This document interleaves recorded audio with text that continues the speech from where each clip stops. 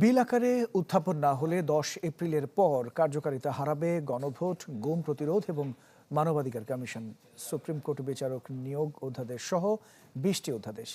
এমন পরিস্থিতিতে উদ্বেগ জানিয়ে রাজনৈতিক বিশ্লেষক ডক্টর দিলারা চৌধুরী বলেছেন, এর ফলে সংকট আরও বাড়বে।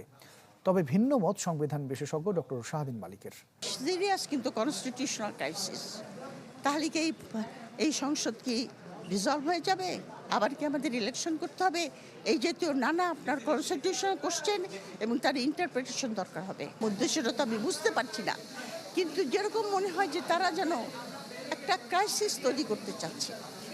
মানে বাংলাদেশে রাস্তায় লোকে যাবে, আবার মারামারি হবে, পুলিশ আবার গুলি করবে, সেটা নিয়ে মানুষ আবার নিয়ে ব্যস্ত হয়ে যাবে। এই সুযোগে তারা সরকার চালাবে। সেই সরকার কেমন হবে আপনিও জানেন, আমিও জানি। জনগণের কোনো রকম কোনো আশা আকাঙ্ক্ষার পূরণ হবে না। বাংলাদেশ নতুন বাংলাদেশ চাই আমরা, আবার সেই ফ্যাসিজমে যেতে চাই না।